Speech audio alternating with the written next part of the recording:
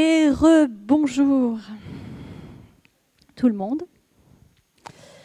Alors, donc, je suis moi venue vous présenter la photographie thérapeutique. Tant que j'y pense, Emmanuel, quand je te ferai signe pour le diaporama, tu pourras l'éteindre.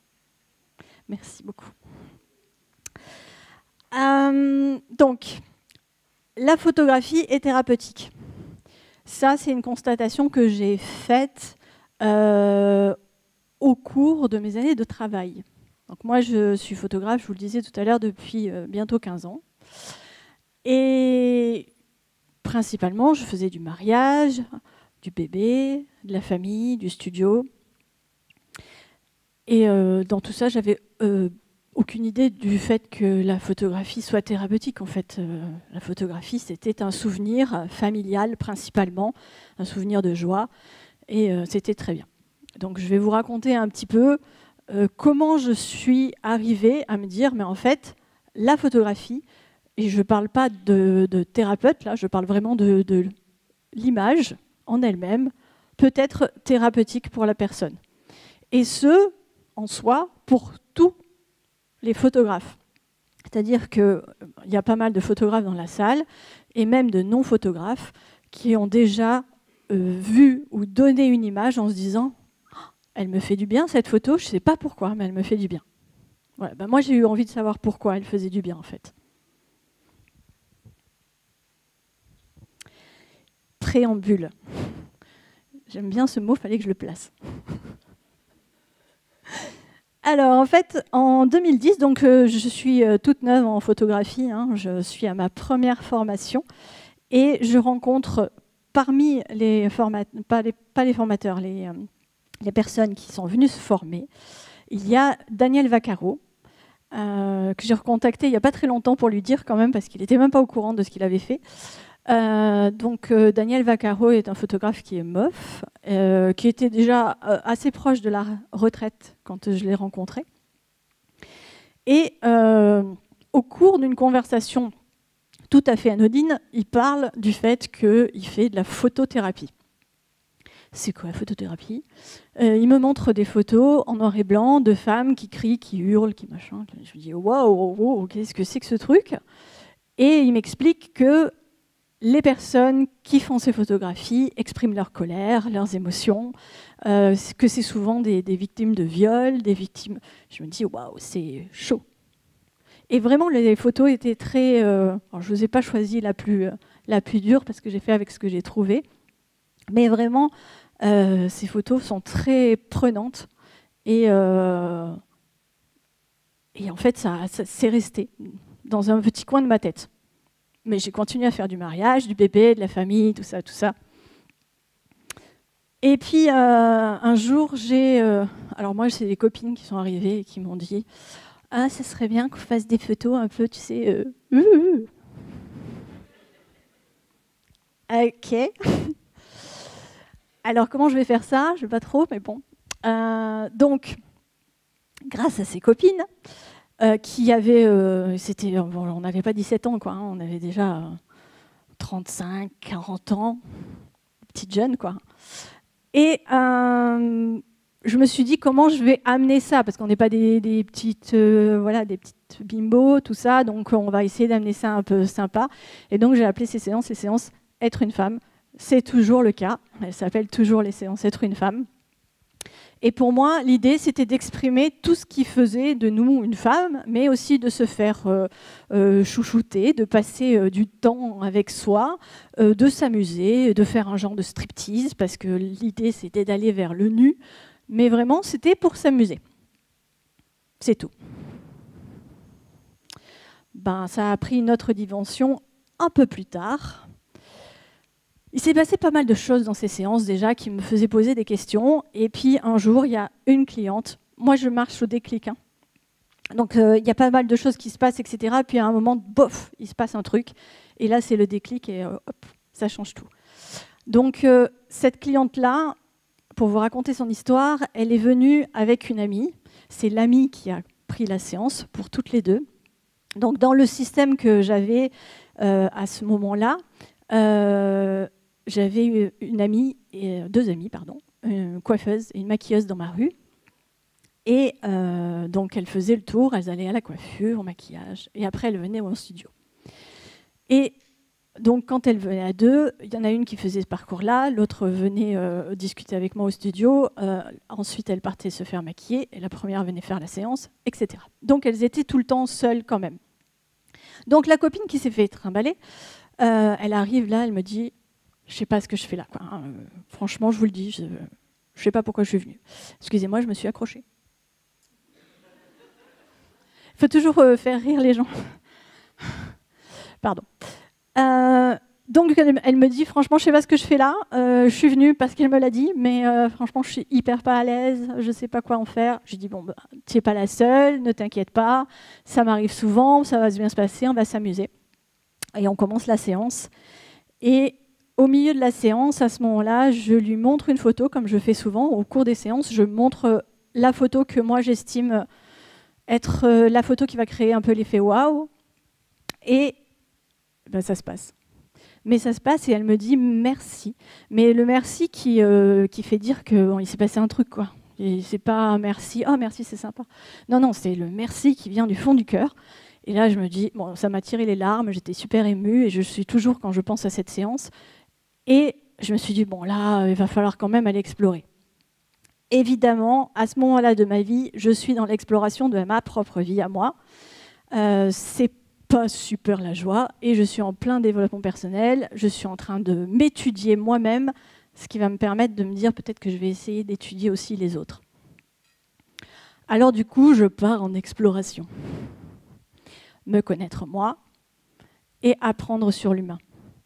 Je voulais comprendre pourquoi on a besoin de l'image et pourquoi, au final, on en a peur et pourquoi il y a vraiment un gros émotionnel face à l'image. En étant dans le mariage, clairement, ce qui me faisait kiffer dans le mariage, c'était l'émotion. Je travaillais avec une personne, à ce moment-là, organisatrice de mariage, qui avait quand même un grand talent pour créer l'émotion dans ses cérémonies. Donc, à toutes les deux, on faisait quand même la paire. Elle faisait l'alarme, moi, j'allais la chercher. C'était quand même très sympa. Et vraiment, un mariage sans larmes, pour moi, c'était pas un mariage. Donc, je me suis dit, t'es quand même trop fascinée par les larmes, il va falloir aller voir ça aussi. Donc, l'émotionnel, vraiment, dans l'image, ça me posait question. J'avais besoin de comprendre qu'est-ce que ça créait chez nous, qu'est-ce que c'était ce truc de personnes, pas du tout dans les séances être une femme, mais dans une séance grossesse, dans une séance mariage, qui me disait « Oh là là, mais cette photo, je me suis trouvée belle comme jamais, elle a changé ma vision de moi, elle m'a créé un déclic. » Ok, d'accord. Donc, se former. Moi, je voulais apprendre. Je voulais apprendre comment ça marche. Alors, très franchement, je pense que j'ai raté ma vocation. À un moment donné, j'aurais dû faire de la psychologie. Bon, c'était trop tard. Donc, du coup, j'ai appris autrement. Je suis quelqu'un qui aime bien aller explorer et je n'ai pas de problème à aller explorer des trucs qui sont bizarres. Donc, du coup, j'ai été explorer l'énergétique, la kinésiologie, tous les trucs qui étaient bizarres et qui ne sont presque plus aujourd'hui, hein, clairement. Moi, la première fois qu'on m'a parlé de méditation, j'ai fait « Ouh !» Voilà, bon, maintenant, on vous parle de méditation, ça va, tout le monde gère ? Ouais. C'était pas vieux, hein, c'était il n'y a même pas 10 ans. Donc, tout ce qui est thérapie brève, le développement personnel, l'énergétique, la PNL, la thérapie intuitive, qui est ma formation principale, le tarot psychologique, la communication non violente 2, le dégodage biologique, le chamanisme, l'hypnose, tout ça, c'est OK. Alors, c'est pas que je gère, hein, je ne suis pas formée à tout ça. Mais c'est OK, j'ai été l'explorer, j'ai été essayer de comprendre et je me suis aperçue qu'il y avait vraiment des grosses similitudes en fait, dans tout ça qui, pour moi, ont un point commun, c'est l'inconscient. Tout ce qu'on va aller travailler va aller chercher, fouiller dans notre inconscient. Il ne va pas aller chercher dans notre conscient ou dans notre mental, hein, parce que notre mental, clairement, il ne va rien lui dire. Hein. Il va rester bouche bée. Il ne va rien lâcher. Donc, tout ce qu'on va aller chercher Et toutes les réponses qu'on peut avoir, même quand on va chez un psychologue, il y a un moment, ça va chercher notre inconscient.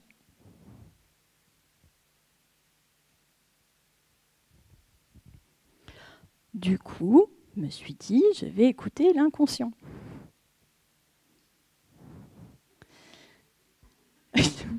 C'était bien, ça ? Nickel. Et du coup, l'intuition. Donc, je vous l'ai dit, j'ai fait une formation de thérapeute intuitive. Je ne vais pas vous expliquer exactement ce que c'est parce que ce n'est pas le sujet, mais ça fait appel à l'intuition et à l'inconscient. Et c'est vraiment cette formation-là qui m'a amenée sur la voie de tout ce que je fais aujourd'hui dans mes séances et tout ce que ça a pu transformer dans les séances Être une femme et dans les autres séances que je propose. Donc, vous le voyez, on a un iceberg à la place du cerveau. En haut, il y a toutes nos pensées conscientes. On va y mettre le mental, tout ça, tout ce qui réfléchit. En dessous, il y a notre pensée inconsciente. Et elle est bien plus remplie que la pensée consciente. Donc, en haut, on a le mental, la mémoire consciente, le fait de réfléchir, d'ordonner, de résoudre, d'analyser, de fonctionner, de survivre. C'est vraiment... D'abord, c'est une liste non exhaustive et puis c'est vraiment très vulgarisé. Hein. Je ne suis pas psychologue, vous n'êtes pas dans un quorum de scientifiques. Moi, c'est ce que je peux vous dire sur l'inconscient. Sur le conscient, pardon. Je commence à me tromper. Dans l'inconscient, on a l'intuition, la mémoire inconsciente, dont la mémoire traumatique, la respiration générale. Est-ce que quelqu'un ici a besoin de réfléchir pour respirer ? Ça m'arrange. Marcher, manger, conduire, pas au début, mais après, une fois que c'est devenu un automatisme. Au début, c'est dans le mental, et puis après, ça devient dans le non-mental. Quand vous êtes photographe aussi, alors il y a des photographes de studio ici. Ah, quand même. Merci. Donc au début, quand on est photographe de studio, on passe son temps à réfléchir. C'est qu'on met la lumière, comment on la place, comment on place les gens. Et puis au bout de quelques années, hop là, voilà, c'est tout. Et il y a même des moments où on ne sait plus expliquer pourquoi on fait comme ça. Pour ceux qui ont leurs enfants, qui ont passé leur permis aussi, au début on dit je t'explique comment conduire, mais en fait c'est un automatisme. Donc je ne sais même plus comment te l'expliquer. Voilà. Donc dans l'inconscient, on a également à peu près tout l'émotionnel, les croyances, les limites, les habitudes, notre enfance, toutes les protections, toutes les peurs, et le fait de vivre et pas de survivre. Si vous voyez la différence notable dont je veux parler. Donc, les petits dessins que je vous ai mis dans l'iceberg, c'est ce que moi, principalement, je vais aller chercher dans une séance photo. Enfin, je vais aller chercher. C'est ce que les gens vont me donner parce que je ne cherche pas vraiment, c'est généralement ce qui ressort. Donc, l'enfant intérieur, toutes les émotions, les rêves, les mémoires bloquées, les blessures et l'intuition, l'intuitif. Et tout ça, c'est ce qu'au final, aujourd'hui, je fais ressortir dans mes séances.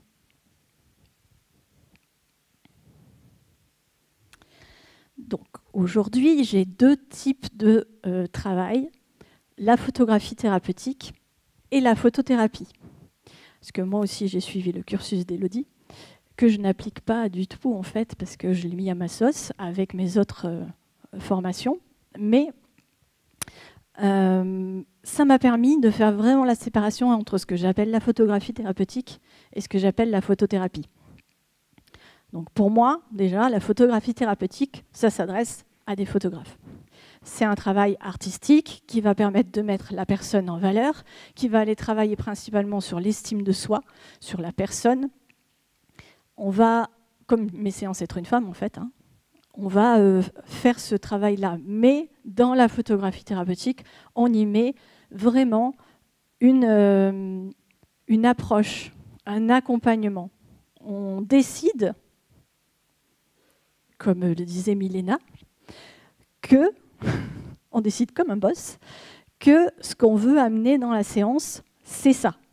On veut amener l'estime de soi, la valorisation, qu'elle se retrouve belle, qu'elle puisse s'accepter pour telle ou telle raison. Tout ça, ça va dépendre de ce qu'elle va vous dire quand elle vient. Alors je dis elle parce que majoritairement j'ai des femmes. Messieurs, s'il vous plaît, amenez ça chez les hommes. Ça a encore du mal à... Hein? On est d'accord? On a encore un peu du mal à vous amener, mais je suis contente parce qu'il y en a quand même plein là. Donc, dans mes séances de photographie thérapeutique, ma mission, elle est d'offrir une nouvelle image à l'inconscient. C'est-à-dire que la personne qui vient me voir, généralement, elle a une mauvaise image d'elle-même. C'est-à-dire que quand elle pense à elle, là, quand vous pensez à vous, vous avez une image de vous. Ben, elle, son image, ben, elle est tout pourrie. Et moi, il y en a plein qui arrivent en me disant « je me trouve dégueulasse ». C'est hyper violent, je trouve. Donc, du coup, dans ma mission, c'est qu'elle ressorte en disant qu'elle se trouve belle. Alors là, c'est le summum. Hein. Parce que déjà, si elle me dit qu'elle se trouve bien, ou alors pas mal au début, et puis bien après. Voilà. Alors, pour ça, d'abord, je l'écoute activement, avec empathie et bienveillance, mais vraiment, je ressens ce qu'elle me dit. J'essaye de ne pas surinterpréter. Je pose beaucoup de questions pour être sûre de comprendre. Et surtout, je ne mets pas des mots dans sa bouche. J'essaye de ne pas lui couper la parole, d'écouter jusqu'au bout, de retranscrire pour être sûre d'avoir bien compris, de valider avec elle. Ensuite, mon travail pendant la séance, c'est d'endormir le mental. Lui, il ne va pas nous gonfler longtemps, hein. Donc, on va faire un peu des trucs pour qu'il s'endorme. Donc, dans mon process des séances en photographie thérapeutique, il y a beaucoup de changements, il y a beaucoup de choses. C'est vraiment fait exprès, c'est pour que, en fait, elle arrête de réfléchir, de contrôler, d'avoir ce contrôle sur toute son image, sur tout ce qui va se passer. Donc, j'ai mis en place plein de petits process qui permettent, en fait, d'arrêter le mental. Au maximum, hein, parce qu'il y en a, elles restent jusqu'au bout accrochées. Hein. Bon, ça dépend des personnalités. Hein. Dans mon process également, il y a le fait d'autoriser, de permettre. Dans nos vies, je ne sais plus qui c'est qui disait ça, mais je crois que c'est Céline, on se permet pas, en fait. On n'a pas le droit, on doit être comme ça, on doit faire ci. Donc moi, quand elles arrivent, je leur dis, écoute, tu sais quoi, tu es comme tu es, fais. Je t'en prie. Ça ne me dérange pas. En fait, il y a à peu près rien qui me dérange. Fais ce que tu as envie de faire. Alors parfois, j'ai des personnes qui arrivent, alors souvent, hein, les femmes, on est super fortiches pour ça, elles arrivent en me disant « Oui, mais bon, c'est parce que j'ai pensé à mon mari et du coup, je ne voulais pas repartir pas trop en retard parce qu'il y a des enfants. Et puis, ma mère, il faut que je l'appelle. » Et puis, alors... On va commencer par faire un truc, tu vas prendre tout le monde, là, tu les mets tous devant toi, tu les prends tous dans tes bras, on va ouvrir la fenêtre et on va tous les jeter dehors. Ça fait partie des actes symboliques que j'utilise pour lui dire tu vas te calmer, tu es toute seule ici, tu en as pour la journée, donc on va y aller. Cherche pas à te cacher derrière ton mari, tes enfants, ton machin, ton truc, ça sert à rien, ils sont tous dehors, reste avec moi, on va y aller. Ensuite, on va aller explorer les personnalités. Donc, chez moi, elles arrivent avec une grosse valise avec plein d'affaires. Je veux que ça soit les leurs, majoritairement, parce que si c'est moi qui fournis des tenues, ben, c'est pas elles. Ouais, c'est pas vraiment elles. Du coup, elles viennent avec leurs tenues, sauf que, bon, forcément, on les mélange un peu. Sinon, c'est pas drôle. Moi, j'adore les nanas qui arrivent et qui me disent « Alors, j'ai pensé mettre ça avec ça, puis ça avec ça, puis ça avec ça. » Bah non, on va pas faire comme ça, on va tout mélanger. Tu vas te retrouver en soutif avec une bas de robe, des chaussures comme ça, des talons sans rien en haut. Voilà. Bref, on va essayer de la sortir de ses habitudes, de sa zone de confort, justement pour que le mental ne prenne pas le dessus et que on puisse du coup travailler sur ses vraies personnalités, parce qu'on n'en a pas qu'une. Hein. Alors, il y en a qui en ont plus que d'autres, ça dépend, mais on n'a pas qu'une personnalité. Donc, on va aller chercher un petit peu dans tout. Généralement, je leur demande d'amener des tenues différentes, donc elles vont avoir des couleurs différentes. Les couleurs, c'est très très important dans ma séance. J'ai aussi beaucoup de fonds colorés, parce que ça va permettre d'exprimer certaines émotions, suivant les couleurs qu'on va mettre dans les lumières et dans les tenues. On va exprimer des choses différentes. Si j'ai envie d'aller chercher la guerrière ou si j'ai envie d'aller chercher la douceur, on ne va pas utiliser la même tenue. Une personne très douce, elle va aller forcément à un moment donné vers sa guerrière, parce qu'elle n'a pas l'habitude d'aller la voir. Et une guerrière, on va l'amener tranquille, mais alors tranquille, hein, parce que c'est pas facile, vers la douceur. Et je sais de quoi je parle. Et bien évidemment, dans ces séances-là, le but principal, c'est de s'amuser. Clairement, quand on va travailler sur soi, pour tous ceux qui ont déjà fait du développement personnel, qui sont allés voir des thérapeutes, qui sont allés voir tout ça, c'est chaud, quoi. On ressort, on a les yeux comme ça, on est fracassé, on a tout libéré, ça fait super du bien, mais franchement, voilà. Les séances de photographie thérapeutique, ok, peut-être vous allez pleurer, mais tranquille, quoi. L'idée, c'est de s'amuser. Et on peut s'amuser et pour autant faire un grand travail sur soi. Et ça, pour moi, c'est vraiment très important que les personnes, elles aient passé un vrai bon moment dans cette séance photo et qu'en même temps, elles aient les résultats qui vont leur permettre d'éventuellement avancer. Je le rappelle, c'est un travail de photographe. Après, il y a une démarche, effectivement, il y a un accompagnement. Mais la personne, je ne vais pas la revoir après. Ce n'est pas une thérapie qu'elle va suivre pendant 100 plombes, etc. Et très franchement, au prix où je suis, elles ne viennent pas 100 fois. Je les vois 2 fois dans leur vie, ça doit être le bout du monde. Mais j'ai perdu ce que je voulais vous dire. Mais c'était vachement bien.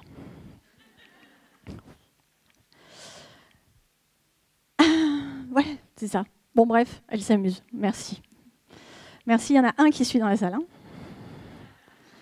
Ça fait plaisir. Donc voilà. Donc, ça, c'est, on va dire, un résumé d'un déroulé de séance. Ça, c'est la photo avant même qu'elle passe dans les mains de Clélia, dont je vais vous parler tout à l'heure. Pendant. Alors, j'avais dit qu'on s'amuse, mais il y a des fois, il y a des trucs qui sortent. Okay. Donc, on les fait sortir, mais après, on se réamuse. Et du coup, on va dire la photo après. Donc, je vais vous montrer une diapositive des séances de photographie thérapeutique en général.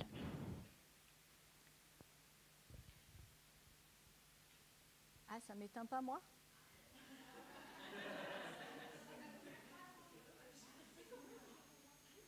Vous allez voir mieux, là ? Il n'y a pas un autre truc qui éteint moi ? Enfin, pas moi. Mais... Hein ? Alors, normalement, non. Tu as le droit d'appuyer que sur 0%. Allez, vas-y. Au revoir, tout le monde. Ah ben non. C'est le direct. Ok. Réa, promis, je vais trouver.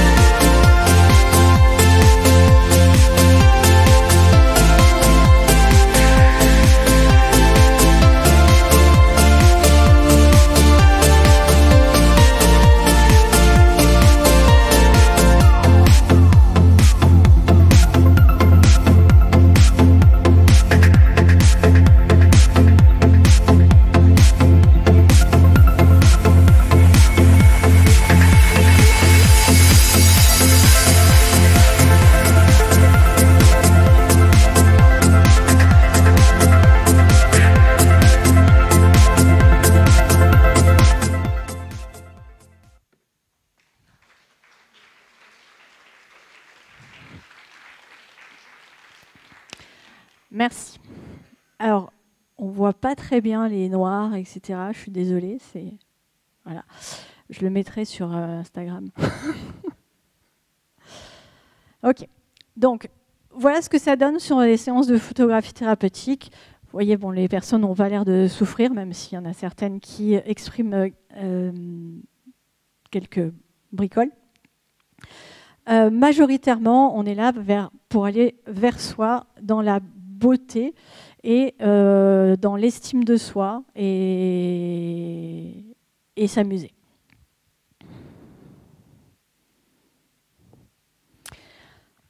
Donc, je vais vous parler de la photothérapie, celle que moi je fais, ma version à moi. Vous êtes tout noir. Eh ben, écoutez, super. Je pense que le vidéaste est ravi. On peut remettre pendant que je filme. Ah, merci. Mais c'est long en fait quand on est là. Alors, donc, la photothérapie. Donc, pour moi, la photothérapie aujourd'hui, je l'utilise vraiment pour accompagner l'émotionnel. Hop, je suis coincée. Tout va bien. L'émotionnel, ça fait vraiment partie intégrante, je vous le disais, de mon travail depuis tout le temps. Et de par ma propre histoire, j'ai voulu aller explorer vraiment ce qui se passait dans la joie, ça c'est bon, tout le monde veut y aller, la peur, la colère, la tristesse. Je voulais vraiment aller savoir ce qui se passe. Moi, j'ai vraiment exploré mes émotions dans mon travail sur moi. Et je sais le bien que ça m'a fait et à quel point ça m'a changé. Et les personnes qui peuvent en témoigner le plus sont les personnes qui m'accompagnent dans ma vie. Donc, je me suis dit, tu sais très bien que dans tes séances de photos, il y a quelque chose qui se passe. Avec la thérapie intuitive, j'ai vraiment fait des choses géniales. La formation que j'ai faite avec Elodie, ça a été vraiment révélateur aussi sur tout ce qu'on pouvait faire au niveau de l'émotionnel. Du coup, on commençait à se mettre en place mes séances de photothérapie. Je les ai d'abord axées sur la douleur et sur l'expression des émotions en deuxième plan. La douleur, pour moi, ça a été quelque chose qui m'a accompagnée quand même un bon moment. J'ai pas de maladie chronique ou des choses comme ça, mais j'ai passé quand même un bon moment à souffrir de certaines douleurs qui ne voulaient pas partir, qui voulaient s'exprimer, qui avaient des choses à me dire.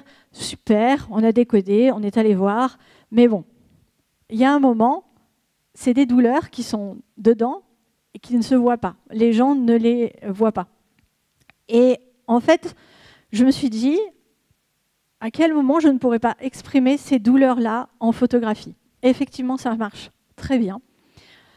Et en fait, dans ces photos-là, je crée un clone de la douleur à côté des personnes, ce qui leur permet, vous verrez les photos qui sont exposées, les 3 photos qui sont exposées là-bas, c'est vraiment ça. C'est des personnes qui sont venues exprimer leur douleur et la mettre en image pour la rendre existante. Alors pas parce qu'elle n'est pas existante, mais parce que des fois, on a besoin de la voir. D'abord parce que si on veut l'insulter, c'est mieux. Et ensuite, parce que si on a des choses à lui dire, on va la concrétiser. La photo ensuite en papier, il y a des personnes qui les gardent, il y a des personnes qui les déchirent, il y a des personnes qui les brûlent, il y a des personnes qui leur font un peu ce qu'elles veulent, mais en fait, elles expriment ensuite, par ce biais-là, quelque chose.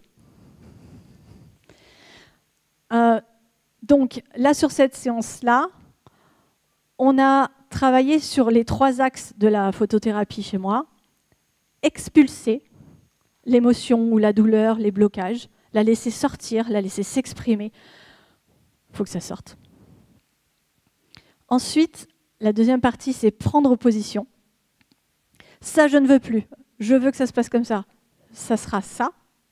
Je veux dire stop. C'est souvent le cas. C'est souvent la première réaction, c'est ça, c'est stop. Donc la personne, elle sait à quoi ça s'adresse, ce stop-là. à quoi elle veut dire stop. Si elle a une maladie chronique, elle sait très bien qu'elle ne peut pas dire stop à la maladie. Elle va dire stop à une façon à elle de réagir pour que son inconscient puisse l'enregistrer et que ça ne se produise plus. Et ça fonctionne.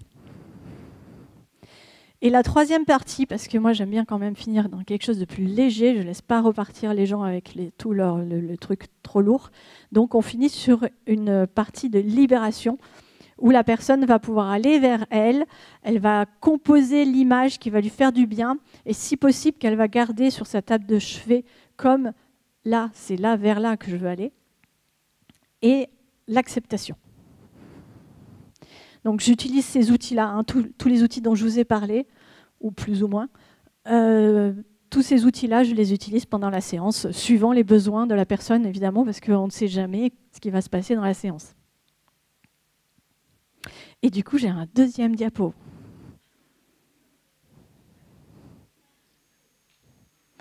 Ok, donc, en attendant, je vais vous faire le pas de bourré.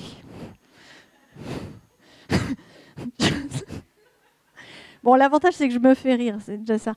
Je vais vous parler des actes psychomagiques ou des actes symboliques. Ça, c'est bien. Donc ça, c'est ce que j'utilise dans les séances pour leur permettre de positionner les choses. Donc ça peut être soit pour exprimer une émotion.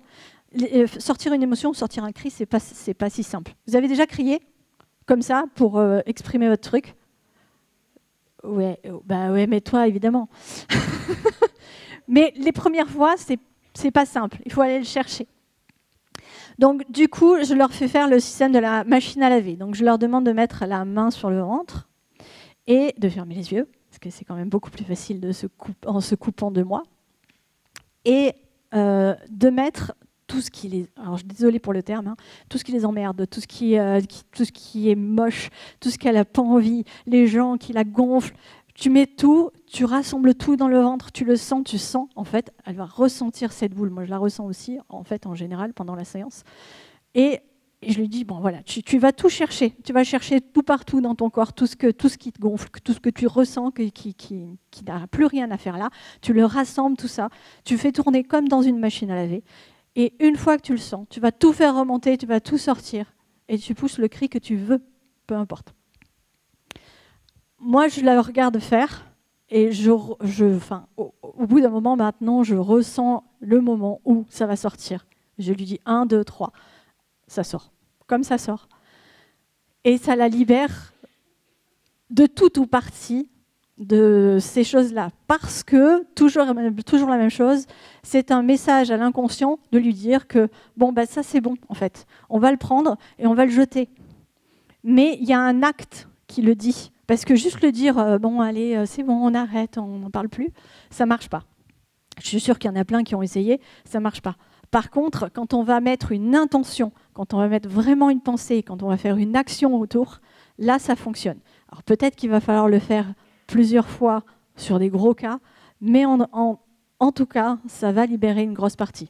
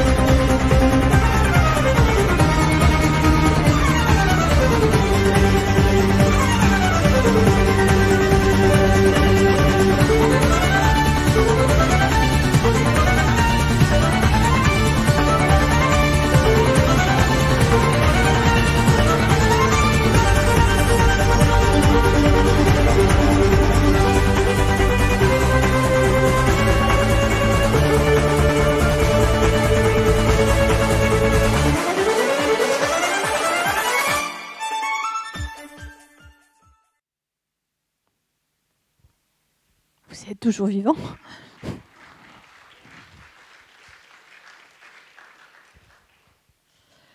C'est pas la même énergie, vous voyez, c'est pas la même séance, c'est pas les mêmes choses qui s'y passent.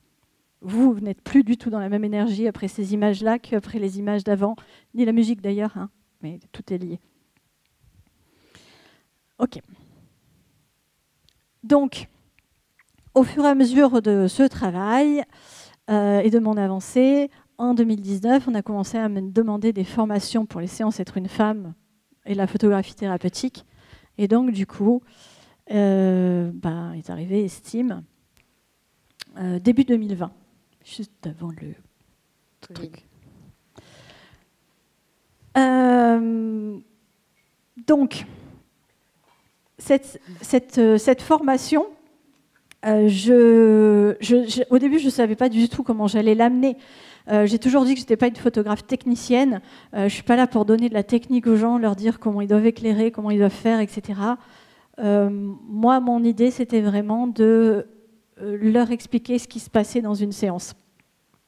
Donc, les premières fois, on a commencé à le faire avec des personnes qui étaient déjà venues et qui sont venues témoigner. On a refait la séance. Elles ont expliqué ce qu'elles avaient vécu, c'était très bien, mais c'était pas assez. Et notre ami Covid nous a permis d'avoir des sessions où on avait un petit peu moins de monde. Et du coup, on s'est permis de tester ce que ça allait donner en faisant que les photographes et thérapeutes qui venaient à la formation vivent l'expérience de la séance. Et donc, du coup, pour ça, il fallait mon amie Clélia, qui va me rejoindre. Je vous demande d'applaudir Clélia Guilbeault.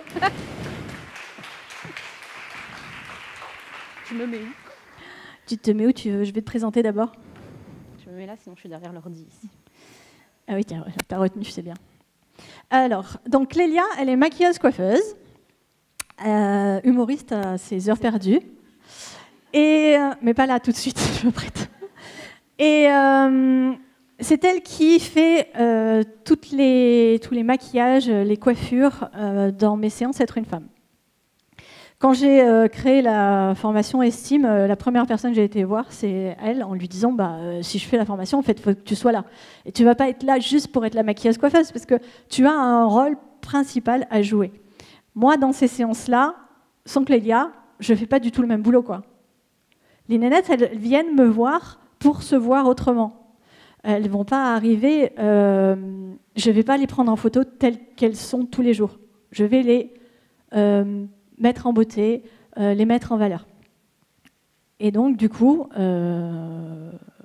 Clélia était là pour les séances Être une femme, et elle se devait d'être là pour les séances Estime, pour expliquer elle-même ce qu'elle fait comme travail dans ces séances-là. C'est à toi.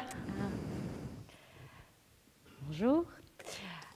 Donc moi, je suis Clélia. C'est mon seul métier, parce que je sais qu'il y a pas mal d'entre vous aussi qui, des fois, se redécouvrent et veulent faire autre chose qui nous donne du sens. Moi, mon métier, il m'a toujours... Non, ça marche pas. On t'entend pas assez, ta voix. Ouais, je suis connue pour avoir une voix délicate. Vas-y. Bonjour. Ok. Attends. C'est bien là? Là, c'est mieux? Attends. Non, c'est dessous. C'est le direct, hein? Merci. Voilà. Merci Clélia.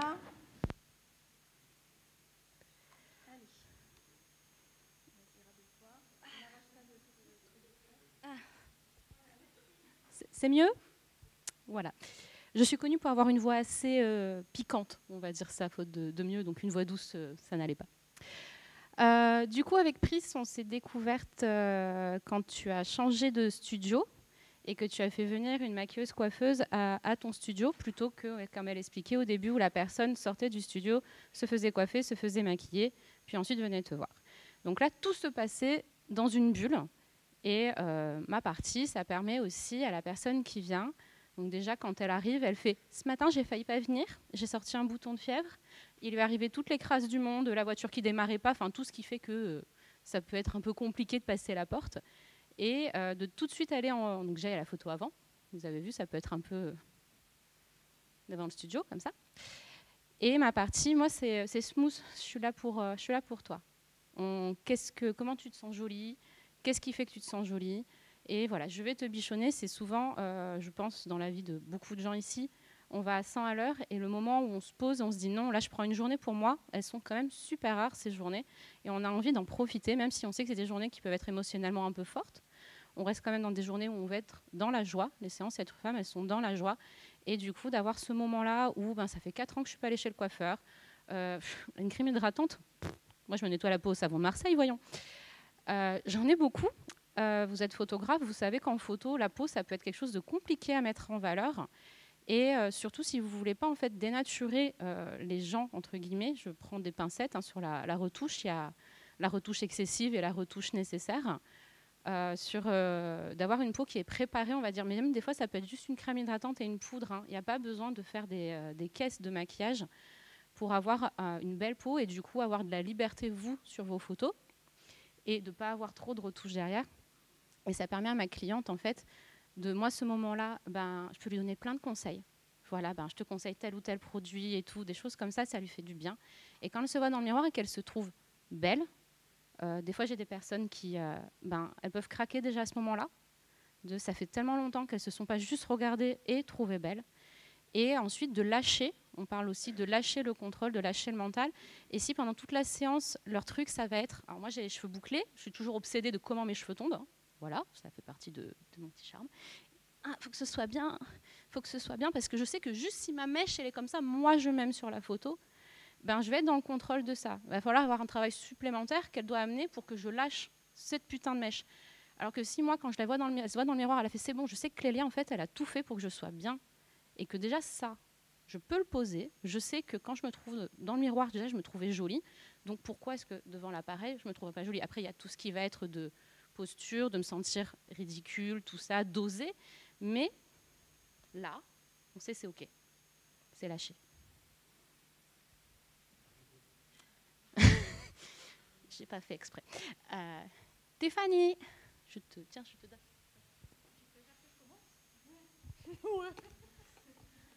Lâcheuse. Alors, Tiffany, alors là, les personnes que je vous montre, c'est que des personnes qui ont fait la formation Estime, puisqu'on est dans la formation Estime. Donc, Tiffany, elle n'a pas fait d'effort sur sa photo d'avant. Au niveau du positionnement, il n'y a aucun effort. OK. La coiffure telle que arriver le jour. Mais franchement, moi, j'ai des clientes qui arrivent et où il n'y a pas Clélia et qui ont fait aucun effort sur leur coiffure. Elles ne se sont pas donné même un coup de brosse, quoi. Bon, excusez-moi, mais c'est pas forcément très simple de travailler sur l'estime de soi si on a... voilà. Sans vouloir... Donc, du coup, le travail de Clélia, il va être d'abord de la mettre en confiance sur son image par rapport au fait qu'elle est apprêtée, jolie, mise en valeur, et que peut-être, d'ailleurs, elle n'a jamais fait ça de sa vie. Peut-être qu'elle n'a jamais pensé à se faire une bouche rouge, parce que très franchement, on est d'accord que ce n'est pas ce qu'on fait le plus souvent. Et du coup, une fois qu'elle arrive jusqu'à moi, elle a déjà passé un petit cap. Après, moi, je me charge du reste. Celle-là, elle est pour toi. Donc là, on a Laetitia. Donc Laetitia, qu'en plus qu'on connaît en dehors de la formation, toi plus que moi, mais qu'on connaît bien quand même. Donc là, on a allé travailler sur... ensuite, donc pareil comme Priscilla, moi, je pose beaucoup de questions à mes clientes. Parce que si elles n'ont pas du tout l'habitude de se maquiller, je ne vais pas leur taper le charbonneux bouche rouge. Elles ne vont pas se reconnaître, elles ne vont pas s'aimer, voire elles vont se trouver vulgaires parce que suivant les croyances et les limites, ça peut être très compliqué. Donc il y a beaucoup de questions avant. Sur comment aujourd'hui tu aimerais te voir? Elles n'aiment pas cette question. Belle, merci, je me doute. Non, mais c'est souvent la réponse. Voilà.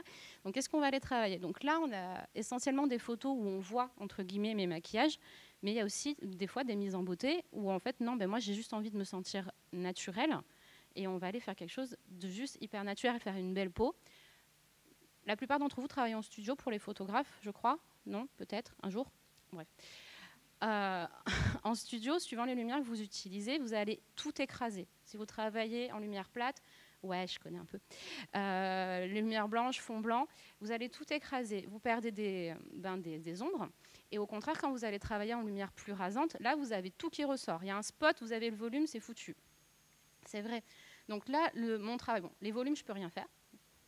Mais mon travail, c'est donc on parlait de la peau, et ça va être aussi de permettre, en réaccentuant certains traits, de pouvoir remettre en avant un œil, une bouche. Parce qu'ensuite, vos émotions, elles sont sur ces zones-là du visage. Voilà. Un œil qui n'est pas du tout maquillé, surtout sur une personne qui, par exemple, va avoir la peau claire, un poil clair, donc des cils clairs, des sourcils clairs, une muqueuse, donc la bouche qui va être ton sur ton avec la peau, vous allez perdre beaucoup d'informations que vous allez peut-être devoir vous retravailler en post-prod pour récupérer en fait les différences de couleurs qui vont les remettre en valeur. À contrario, quand vous allez mettre de la lumière un peu plus dure, qui vont marquer plus les traits, vous allez récupérer plus de rides, de ridules, de taches de peau, de cernes. Et moi, du coup, le maquillage, ça va me permettre en fait juste de les atténuer et vous que vous ayez l'expression et pas son putain de cerne qui l'a fait chier tous les matins parce qu'elle ne sait pas le camoufler et que du coup, elle est obsédée par ça. Elle va juste voir, ah bah là, j'ai un sourire magnifique. Là, j'ai des yeux magnifiques. Et elle va, voilà, et ça vous permet, encore une fois, de ne pas dire, ben non, je t'ai pas retouché, en fait. Parce qu'en fait, pour moi, ça, moi, alors, c'est pas mon visage, mais donc, Pris, ça fait une de mes photos de grossesse, et j'ai mon ventre, et j'ai fait, mais t'as retouché la peau de mon ventre? Non. Eh bien, écoutez, j'étais super contente, en fait. J'ai pas de retouche sur la peau de mon ventre, c'est trop beau, j'ai une peau magnifique. Elle n'est pas parfaite, mais elle était magnifique, et ça m'a fait trop plaisir. Et ça, je trouve que c'est bien. Le maquillage, elles sont au courant, elles savent la différence, hein, le matin, l'après-midi, avant ou après de venir. Mais c'est elles, je magnifie, je travaille pas sur, je crée rien en fait. Juste, j'apporte un pigment qui fait que, avec une petite touche qui prend une seconde, bah, ça change tout le regard qu'elles ont sur elles-mêmes. Donc là, elles sont plus maquillées. Donc on avait travaillé sur un peu plus de puissance avec Laetitia. Voilà. Et avec Nathalie, elle est canon, hein. Et avec Nathalie, voilà, pareil, donc on est plus loin, donc on voit moins son maquillage, mais pareil, sa nature de cheveux, pour toutes celles qui ont les cheveux texturés ici, on le sait, quand tu as accepté ton cheveu texturé, si on te le redit sans qu'on te le demande, tu tapes. Voilà, donc ça fait partie des choses. Les femmes qui ont les cheveux... Ouh, en fait, je suis loin du micro, vrai. Les femmes qui ont les cheveux texturés, elles veulent de la texture. Donc on va travailler avec ça, on va travailler avec du volume. D'ailleurs, vous avez des personnes qui ont les cheveux fins, mettez-leur du vent dans les cheveux, elles kiffent, hein, elles veulent du volume. Voilà. Et pareil, ça lui a permis, la mise en beauté, de se sentir en puissance et de pouvoir poser sa puissance avec le travail de Priscilla.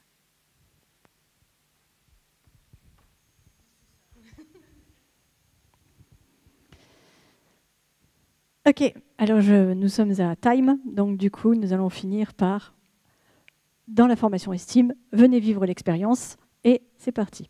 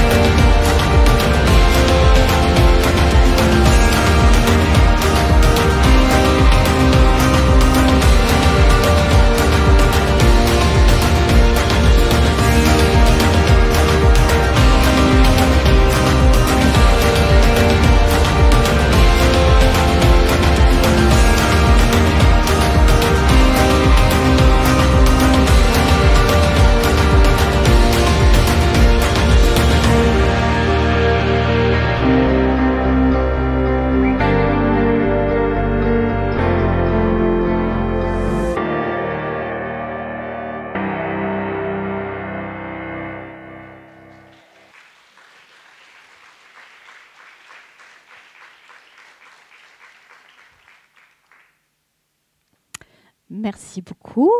Nous avons terminé.